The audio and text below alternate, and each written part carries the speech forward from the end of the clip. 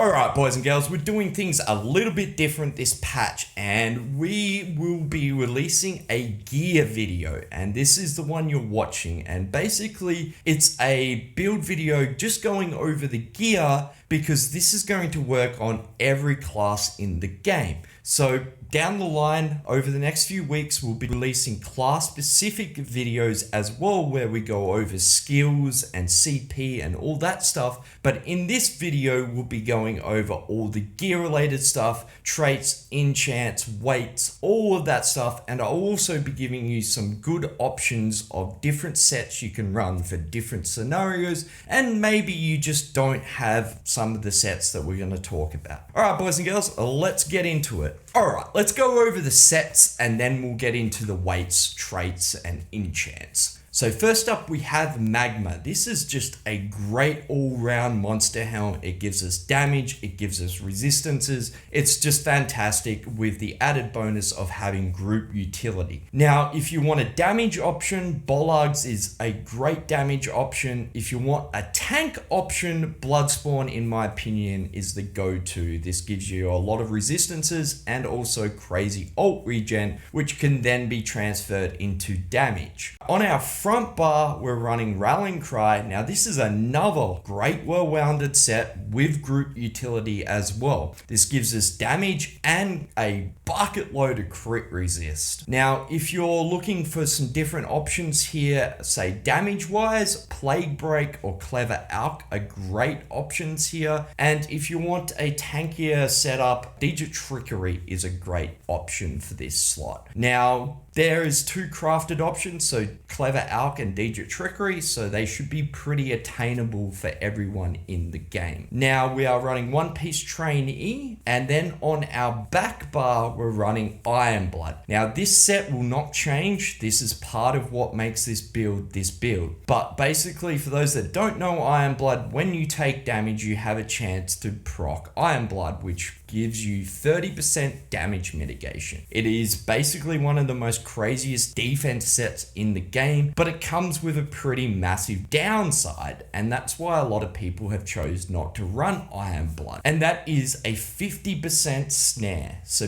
basically a whopping slow on this set. But the new mythic that is coming out is Sea Serpents, and Sea Serpents' big downside is also a whopping 40% snare. So separately, these are pretty okay-ish with big downsides, but together, these are OP as fuck. Now, let me explain why. The way the game calculates snares is it will take the largest snare and that overrides all the other snares that you have on you. So if you proc this new mythic and then proc Iron Blood, you don't get a 90% snare, you only get a 50% snare. So basically your consequence for running Iron Blood is a 10% snare. So you can see why this is looking very effective and very OP. Now, in my opinion, if you're going to run Sea Serpents, you need to run Iron Blood. You're just losing out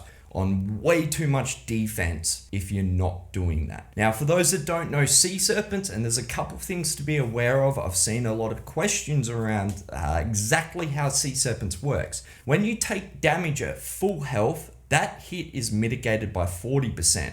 Now, to be clear, this does not work with shields. So there's a few people that were big braining Sork builds with this, and it is the first hit. So if you get hit by 10 things at once, it won't mitigate all of those. It's not a one global cooldown kind of thing. It is literally the first thing to hit you, whether it's a direct attack or dot, will be mitigated by 40%, and it will proc this set. So the other added advantage of this set as well is you have to be at full health to proc it. So you can be kind of selective of when you proc this, and same with Iron Blood. We're only running it on one bar. So if we need to kite and line of sight, then we can choose to be on our front bar, not heal all the way up for a few seconds to get line of sight. But let's get into the weights and the enchants and all the other stuff. So on our body with Rallying Cry, we don't have any option other than to run 1 light, 2 heavy, and 4 medium. Now, if you're running Clever Alk or Digit Trickery, you could run 5 medium and 2 heavy. That would be my personal choice.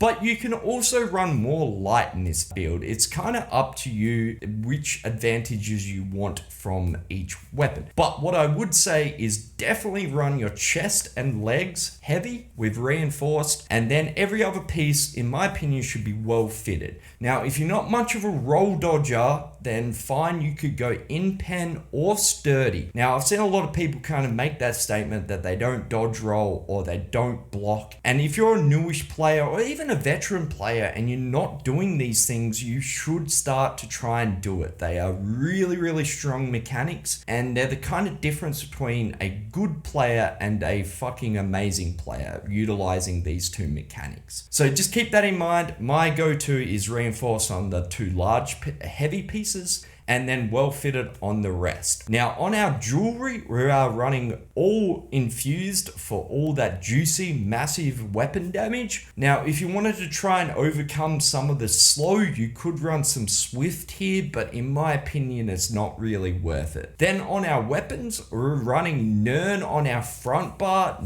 over sharpened. Sharpened is not really that great in my opinion. We've done some testing with this and it's in front of Nern by 1.8%, around that area, but you're losing 4 to 5% healing. So it's not really worth it. Now, a lot of people are going to say that's not right, and in a way it's not. If you compare Nern to Sharpened, just the base values, Sharpened is a long way in front, but you got to remember Nern is buffed by weapon damage buff, medium armor, resource buff in Cyrodiil. There's so many things that buff it, and when you account for that stuff, it gets less than 2% difference. So just keep that in mind. Now, there could be situations where charged could be a viable option here, but we'll talk about that in class-specific videos if there is a change there. So Nern is my go-to for my front bar. Then on my back bar, if I'm running a 2-hander weapon, then I'm going defending. If I'm running